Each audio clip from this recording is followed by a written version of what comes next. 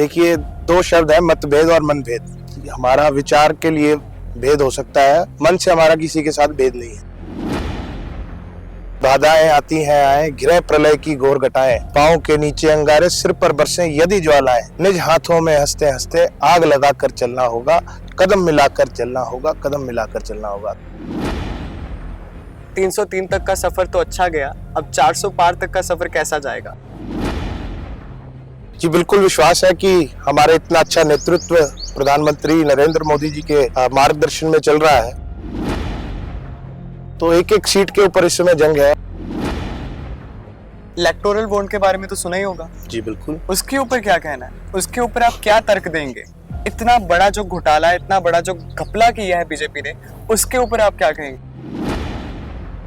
देखो जतिन जी, ऐसा है कि किसी भी लेन देन को अगर आप घोटाला कह दें तो वो ऐसे माना नहीं जाता ना। आप कैसे उसको घोटाला कह सकते हैं? देश के अंदर 303 सीटों पर भारतीय जनता पार्टी है, 545 सीटों में 303 की पार्टी है, और उसमें 6000 करोड़ के इलेक्टोरल बॉन्ड्स आए। इलेक्टोरल बॉन्ड तो बल्कि देश के लिए और ये घोटाला कम करने के लिए लाया गया। पक्ष इस समय निराधार बातों पर आप देख सकते हैं कि लगा रहता है कि कोई उनके पास तथ्य नहीं है, कोई उनके पास बात नहीं है, प्रधानमंत्री मोदी जी का कैसे विरोध करें। निचले स्तर पर गिरी हुई राजनीति विपक्ष कर रहा है। नमस्कार दोस्तों, आप देख रहे हैं खबरीलाल टीवी और मैं हूं जतिन सोबती। दोस्तों, आज भारतीय जनता पार्टी का स्थापना दिवस है और इसी अवसर पर आज हमारे साथ है बीजेपी यूथ के एक रेनॉन्ड लीडर श्री प्रणब मिश्रा जी। प्रणब जी, आपका बहुत बहुत स्वागत है खबरीलाल टीवी पर।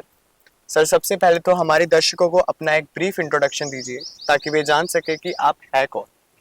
वंदे मातरम जतिन जी। भारतीय जनता पार्टी एक ऐसी पार्टी है जो एक मशीनरी है कार्यकर्ताओं की, कि जहाँ पर ऐसे ऐसे कार्यकर्ता इतने बड़े बड़े कार्य कर जाते हैं जो कि सोचने में बहुत छोटे लगते हैं शुरू में कि ये इतना बड़ा कार्य नहीं कर सकते, पर वो इतना बड़ा काम करके दिखा देते हैं कि वो भारतीय जनता पार्टी की ये पद्धति है और ये ऐसी कार्य क्षमता है।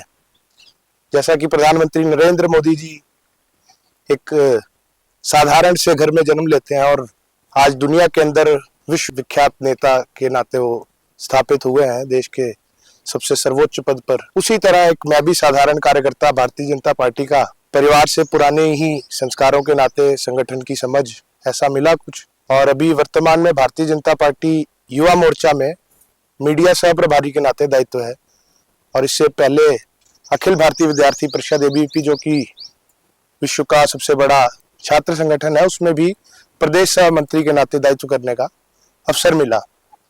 और साथ ही हमारा एक एनजीओ चलता है भारत यूथ फेडरेशन के नाम से, उसमें अध्यक्ष के नाते मेरे पास दायित्व है। तो ऐसे कुछ ना कुछ कार्य हम लोग समाज में युवाओं के उत्थान के लिए कुछ ना कुछ हम लोग करते रहते हैं निरंतर। सर, आज भारतीय जनता पार्टी का स्थापना दिवस है, इसके ऊपर क्या कहना चाहेंगे? 303 तक का सफर तो अच्छा गया, अब 400 पार तक का सफर कैसा जाएगा? जी बिल्कुल, विश्वास है कि हमारे इतना अच्छा नेतृत्व प्रधानमंत्री नरेंद्र मोदी जी के मार्गदर्शन में चल रहा है, तो एक एक सीट के ऊपर इस समय जंग है, और बहुत ही आसानी से हम लोग प्रधानमंत्री नरेंद्र मोदी जी के जो सपना है, जो उनका लक्ष्य है, वो प्राप्त करेंगे। पर जिस तरह के वो काम कर रहे हैं, क्या आपको लगता है उन कामों से वो आगे बढ़ पाएंगे? क्योंकि लोग तो काफी उनके विरुद्ध जा रहे हैं। मेरे को तो नहीं दिखता कोई विरोध। मेरे को तो लगता है भारत देश के अंदर एक साझ बनाते बनाते आज की समय में विश्व विख्यात नेता है वो, और विश्व के अंदर सबसे ज्यादा अगर किसी की स्वीकृति है तो वो प्रधानमंत्री मोदी जी की है। रशिया यूक्रेन की वॉर हो तो भारतीयों को कैसे वहां निकालना है, तो उसके लिए युद्ध विराम हो जाता है।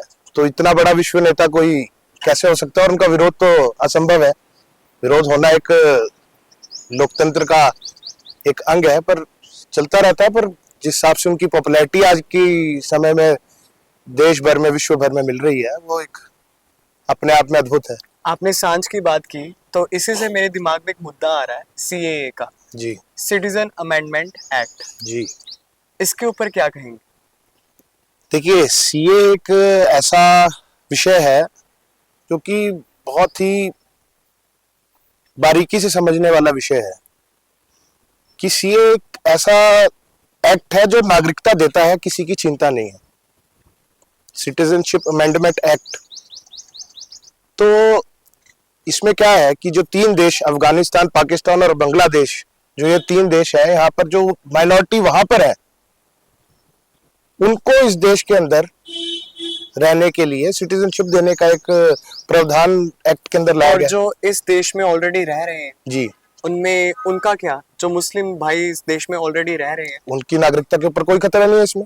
पर जो अमेंडमेंट एक्ट है उसमें तो साफ साफ ये लिखा गया है जी, क्या कि लिखा है? हिंदू, क्रिश्चियन और सिख, जैन, पारसी, ये जो लोग हैं जी। इनको इनकी सिटीजनशिप मिलेगी। उनको और उसमें citizenship- मुस्लिम्स का तो एक बार भी जिक्र भी नहीं आया। तो हम लोग को अफगानिस्तान, बांग्लादेश और पाकिस्तान से मुसलमानों को यहाँ पर क्यों लाना है?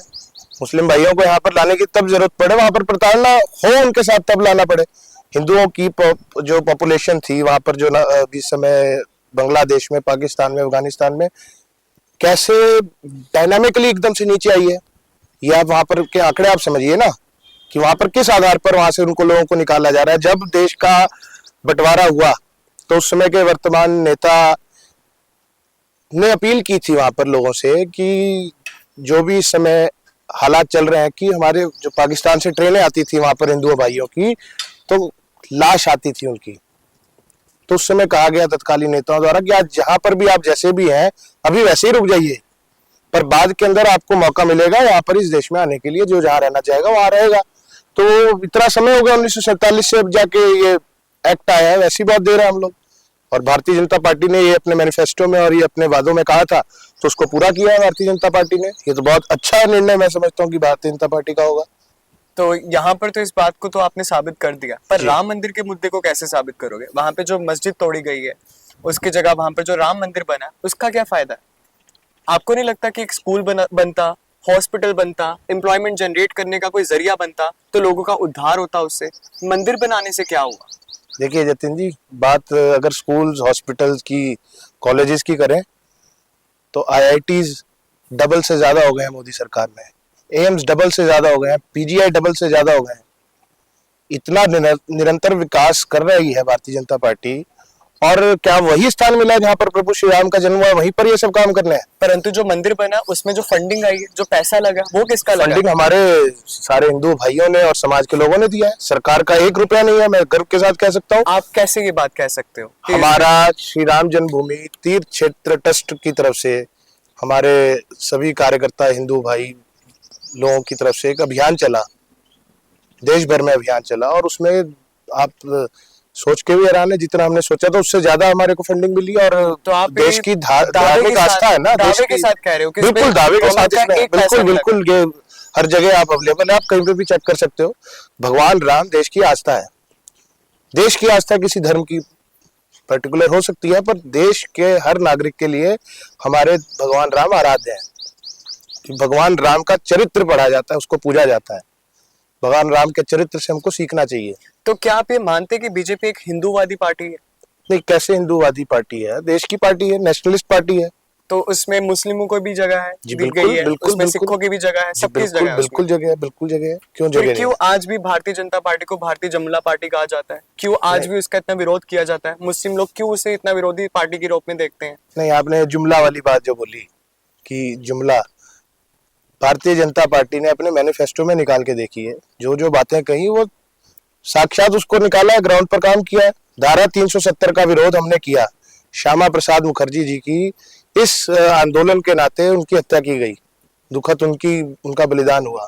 तो हम लोग तो छोटे होते से ये नारा लगाते आए हैं, जहां हुए बलिदान मुखर्जी वो कश्मीर हमारा है, जो कश्मीर हमारा है वो सारे का सारा है। तो ऐसे विचार हम लोग को बचपन से दिए गए हैं कि पूरा देश हमारा है, कश्मीर से लेके कन्याकुमारी, भारत माता एक हमारी। तो ऐसे विचार हमारे हैं। और श्यामा प्रसाद मुखर्जी जी जिन्होंने देश की अखंडता के लिए अपना जीवन त्याग दिया, जीवन बलिदान हो गया उनका, तो हमने धारा 370 को हटाया और आज अमन चैन की शांति है वहां पर। कश्मीर में आप जाइए, लाल चौक पर आज तिरंगा गर्व से लहराता है। एक देश में एक विधान, एक निशान, ये एक हमारी मांग थी। वहां पर अलग तिरंगा होता था, सरकारें अलग होती थी, अलग कानून, अलग विधान होता था। तो क्यों एक देश में ऐसा कैसे चलेगा? आपके लिए अलग कानून, मेरे लिए अलग कानून कैसे होना चाहिए? आप भी इस देश के नागरिक हैं, मैं भी इस देश का नागरिक हूँ, बिल्कुल। तो सबके लिए एक होना चाहिए ना। तो 370 हमने हटाया। जुमले की बात आप करें, सीए लाने के लिए कहा, सीए हम लेके आए। देश के अंदर सबसे ज्यादा विकास की रफ्तार से अगर कोई काम कर रही है पार्टी तो भारतीय जनता पार्टी है। सड़क की रफ्तार, सड़क की बनाने की रफ्तार आज विश्व के अंदर सबसे ज्यादा भारत देश की है। रिकॉर्ड तोड़ रहे हैं हम लोग, अपने रिकॉर्ड बना रहे हैं, अपने रिकॉर्ड तोड़ रहे हैं। अच्छा, ये जो विकास की आपने बात की है, जी इलेक्टोरल बॉन्ड के बारे में तो सुना ही होगा। जी बिल्कुल। उसके ऊपर क्या कहना है, उसके ऊपर आप क्या तर्क देंगे? इतना बड़ा जो घोटाला, इतना बड़ा जो घपला किया है बीजेपी ने, उसके ऊपर आप क्या कहेंगे? देखो जतिन जी, ऐसा है कि किसी भी लेन देन को अगर आप घोटाला कह दें तो वो ऐसे माना नहीं जाता ना। आप कैसे उसको घोटाला कह सकते हैं? देश के अंदर 303 सीटों पर भारतीय जनता पार्टी है, 545 सीटों में 303 की पार्टी है, और उसमें 6000 करोड़ के इलेक्टोरल बॉन्ड्स आए। इलेक्टोरल बॉन्ड तो बल्कि देश के लिए और ये घोटाला कम करने के लिए लाया गया कि जो भी लेन देन जो होता है, जैसे कि पुराने समय में कांग्रेस पार्टी की बात करें, अगर उनके पास 1000 रुपए आता था तो वो 1000 रुपए में से 900 रुपए उनकी जेब में जाते थे, 100 रुपए पार्टी के काम के लिए खर्च होते थे। आज जो भी उसका खाता है वो सारा रिफ्लेक्ट होगा आपकी पार्टी की बैलेंस शीट में।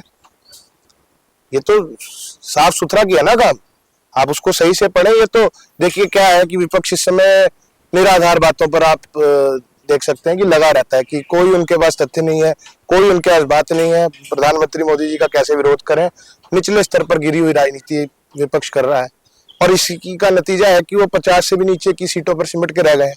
और आने वाले समय में 400 प्लस का टारगेट मांगा गया है, तो वो 400 प्लस हम लोग निश्चित रूप से करेंगे। हम लोग मतलब आप मानते हैं कि विपक्ष का ये सब किया धरा है, वो फंसा रही है बीजेपी को? बिल्कुल, उनका काम है फंसाना, तो फंसाएं, जो मर्जी करे, पर भारतीय तो क्या जनता बीजेपी पार्टी ने नहीं विपक्ष को फंसाया? केजरीवाल जी की जो गिरफ्तारी हुई है उस पर क्या कहेंगे? बीजेपी ने भी तो किया है फिर। केजरीवाल जी की जो गिरफ्तारी हुई है उसमें उन्होंने सुप्रीम कोर्ट तक के दरवाजे खटखटा लिए। अगर आपको भारत की न्याय व्यवस्था पर भी विश्वास नहीं है, आपको स्वतंत्र जो एजेंसीज हैं, सीबीआई, ईडी, उस पर भी विश्वास नहीं है, तो आप कैसे फिर देश छोड़ जाइए? आप फिर आपको 9 नोटिस आ गए, आपने एक नोटिस का जवाब नहीं दिया, 9 नोटिस के बाद तक आपने टालते गए, सुप्रीम कोर्ट में गए, सुप्रीम कोर्ट ने तक बोल दिया कि आपको पेश होना पड़ेगा ईडी के आगे। पर ये सब इलेक्शंस के टाइम पर ही क्यों हो रहा है? नहीं, इलेक्शन के टाइम पे क्या, 9 नोटिस उनको पहले चले गए जब उनकी एक्साइज ड्यूटी आई है। मनीष सिसोदिया की गिरफ्तारी हुई, सत्येंद्र जैन की गिरफ्तारी हुई, इन सबकी गिरफ्तारी हुई, कड़ी से कड़ी जुड़ती है, कड़ी से कड़ी जुड़ती गई और वो कड़ी पहुंच गई है अरविंद केजरीवाल तक। जी, मेरा क्वेश्चन ये है कि क्या आपको लगता है बीजेपी के जितने भी पॉलिटिशियंस हैं, जितने भी लोग हैं, सारे दूध के धुले हुए हैं? उनमें से कोई ऐसा नहीं जिसने घपला किया आप हो? बताइए ना, 10 साल से हमारी सरकार इतनी अच्छी चल रही है, एक भी कोई भी एक बताइए ना, चौकीदार चोर है ऐसा करके नारा दिया और देश की जनता ने हम सबके साथ बोला कि मैं भी चौकीदार। पूरी देश की जनता ने नरेंद्र मोदी जी को समर्थन दिया, मैं भी चौकीदार। राहुल गांधी स्टेज से बोलते थे चौकीदार चोर है। क्या प्रधानमंत्री मोदी जी के लिए, जिनकी बेदाग छवि है, इतने साल सीएम रहते हुए, उसके बाद 10 साल प्रधानमंत्री रहते हुए, एक भी दाग, एक भी कोई ऐसा काम उनके ऊपर आरोप लगते हैं क्या? 2004 से 2014 तक की कांग्रेस की सरकार है, स्कैम्स की लिस्ट है, लिस्ट। 2G स्कैम, कोल स्कैम, क्या क्या नहीं किया उन्होंने। आपको समझना चाहिए ना कि देश के अंदर, आप मेरे को ये बताओ जतिन जी, आप इसी देश में रह रहे हो, इसी समाज में रह रहे हो, देश में कितने बम धमाके होते थे, कितने आतंकवादी हमले होते थे?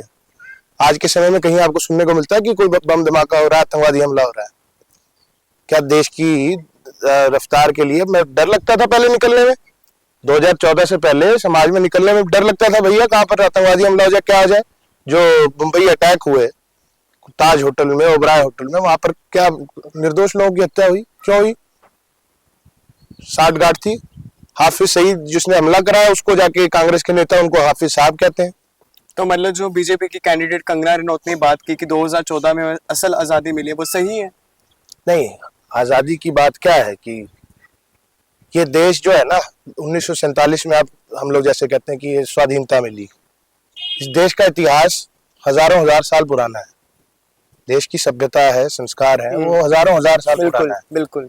परंतु जब आतताइयों ने, बाहर के आक्रांताओं ने जब हमला किया इस देश के ऊपर, तब उसके बाद देश को लूटा है। सोमनाथ मंदिर से लेके क्या क्या लूटा उन्होंने, वो चलता गया और देश को स्वाधीन बनाया हमारे अंदर के लोगों ने, कि हम लोग खुद बटे रहे और बट बट के हमने देश का ऐसा नुकसान किया कि बाहर ही आके चल जाएगा हमारे ऊपर, पर हमारे देश का जो कोई भला कर रहा होगा, हमारे समाज का कोई भला कर रहा होगा, हमारा आदमी हमको स्वीकार नहीं है। पर आज भी एक सबसे बड़ी जो बात बताई जाती है, जो मानी जाती है, जैसे अभी भारत मंडपम बना है, जी या अगर आप राम मंदिर भी देख लो, तो ये सभी चीजें कहीं ना कहीं ये साबित कर दी कि बीजेपी एक हिंदूवादी पार्टी है। उसमें केवल हिंदुओं के लिए जगह है और किसी भी और समुदाय के बंदे के लिए जगह नहीं है, खास करके मुस्लिम के लिए। भारत मंडपम में भी सब कुछ भारत में जितने भी महाभारत हुआ, महाकाव्य हुए, हमारे रामायण हुए, इन सब की छवि है। तो मुस्लिम जो लोग हैं, जो अपने मस्जिद में जाते हैं, जहां पर भी जाते हैं, उनकी क्यों विरोध किया जाता है? उनके बारे में क्यों ऐसा लगता है कि एंटी मुस्लिम पार्टी है? क्यों ऐसा सुनने को नहीं, मिलता है? विरोध कोई नहीं है, परंतु भारत देश की सभ्यता भगवान राम में, भगवान कृष्ण में है, गुरु नानक देव जी में है, गुरु तेग बहादुर जी में है, गुरु गोविंद सिंह जी में है। तो यहाँ की सभ्यता है, यहाँ पर जन्म लिया है, अयोध्या में भगवान राम ने लिया, मथुरा में भगवान कृष्ण ने लिया, पंजाब की भूमि पर बिहार में श्री गुरु गोविंद सिंह जी ने जन्म लिया। तो वहाँ की जो सभ्यता है, हमारे देश की सभ्यता है, वो आगे कर रहे हैं। और हिंदू की पार्टी होना कोई देश के अंदर, पूरे विश्व के अंदर कौन सा ऐसा जगह है, कौन सी ऐसी स्थान है जहाँ पर हिंदुओं का कोई तीर्थ क्षेत्र है, तीर्थ स्थल है जहाँ पर हिंदुओं की घटना घटित हुई है? भारत देश है, तो उसको, संस्कृति को आगे कर रहे हैं। अब तो सऊदी अरब के अंदर भी मुस्लिम देश है, वहां पर भी हमको स्वीकार किया है, वहां पर भी मंदिर बना है। तो हमारी सभ्यता है, उसका तो हमको खुशी होनी चाहिए, पूरे देश को खुशी होनी चाहिए कि कैसे उसको बढ़ा रहे हैं हम लोग। तो ये चीजें चलती रहती हैं। और भारतीय जनता पार्टी सभी धर्म को, सभी पंथ को साथ लेके चलने वाली पार्टी है। और इसका विस्तार कैसे हुआ? बहुत संघर्षों के साथ हुआ। हमारी तरफ से नारा होता था, एक पैर जेल में, एक पैर रेल में। एक पैर रेल का क्या मतलब हुआ कि हमारा प्रवास निरंतर चलना चाहिए, कि हमारी जो पार्टी शुरू हुई है उसका, उस पार्टी को निरंतर बढ़ाते रहना। और एक पैर जेल में कि एजिटेशन हमको लगातार करने हैं। सरकार की तरफ से कुछ भी अन्याय होगा तो उसके खिलाफ हम लोग को तुरंत एजिटेशन करनी है, उसके खिलाफ हमको लड़ना है। आज के समय में प्रधानमंत्री मोदी जी को इतना कुछ बोल दिया जाता है, उसके उनके खिलाफ कोई एक्शन नहीं है, कुछ नहीं है। और 1975 के अंदर जब इंदिरा गांधी जी ने देश में इमरजेंसी लगाई, उसके बारे में कोई चर्चा ही नहीं। क्या वो सही था? इंदिरा गांधी जी ने इमरजेंसी लगा दी देश के अंदर, इंटरनल इमरजेंसी जो लगाई, देश के सभी नेताओं को अंदर कर दिया, विपक्ष को खत्म करने का वो कार्य था। ये नहीं, 400 सीट हम लोग जनता से मांग रहे हैं। हम लोग ये नहीं कह रहे हैं कि कहीं हम लोग उनको इधर उधर करके हम लोग हेरा फेरी नहीं, जनता हमको जिताएगी, 400 सीट जिताएगी। और विश्वास है प्रधानमंत्री मोदी जी का, 400 सीट से ऊपर हम लोग लेके आएंगे। तो आप हमारे दर्शकों को ये बताएं कि क्यों कहा जाता है कि डिक्टेटरशिप है? डिक्टेटरशिप, आम जनता में आप घूमेंगे तो कोई डिक्टेटरशिप नहीं, अपने परिवार का हिस्सा मानते हैं प्रधानमंत्री मोदी जी को। प्रधानमंत्री मोदी जी वो है जिन्होंने इस देश के गरीबों को छत दी, देश के गरीबों को मुफ्त राशन दिया। कोरोना समय के अंदर, ये 2019 से 2024 के अंदर 2 साल 3 साल तो कोरोना के अंदर हम लोग का प्रभावित हुआ। कोरोना के अंदर प्रधानमंत्री मोदी जी निरंतर सेवा के कार्यों में कैसे हमारी पार्टी लगी रही, ये आप इसका रिकॉर्ड आप देखिएगा। निरंतर हम लोग लगे रहे। भारत देश के लिए कहा जाता था कि ये वैक्सीन कहाँ से बनाया जाएगा, ये पिछड़ों का देश है, और भारत देश ने वैक्सीन बनाई। भारत देश ने उसको पूरे दुनिया के अंदर हेल्प की। वसुधैव कुटुंबकम का जो मंत्र है उसको बिल्कुल हमने साक्षात किया ना, प्रधानमंत्री मोदी जी की ये देन है। तो डिक्टेटर कैसे? पूरे विश्व के अंदर हम लोग तो सहायता करते हैं हम लोग तो। वैसे देखा जाए तो अब जो लोग पॉलिटिक्स में इंटरेस्ट रखते हैं, उनके लिए सबसे रोमांचक बात तो यही हो गई है कि दल बदलते दिख रहे हैं। कोई इस पार्टी में था तो अब वो दूसरी पार्टी में जा रहा है। सभी ज्यादातर बीजेपी में ही आ रहे हैं। अभी रवनीत सिंह बिट्टू जी जो थे वो अब बीजेपी में आ गए हैं। इसके ऊपर आप क्या कहना चाहेंगे? क्यों लोग अपनी पार्टी को छोड़कर उस पार्टी में जा रहे हैं जिसका पहले वो विरोध करते थे? देखिए, 2 शब्द है, मतभेद और मनभेद। हमारा विचार के लिए भेद हो सकता है, मन से हमारा किसी के साथ भेद नहीं है। तो रवनीत सिंह बिट्टू जी बिल्कुल हमेशा से राष्ट्रवादी रहे हैं।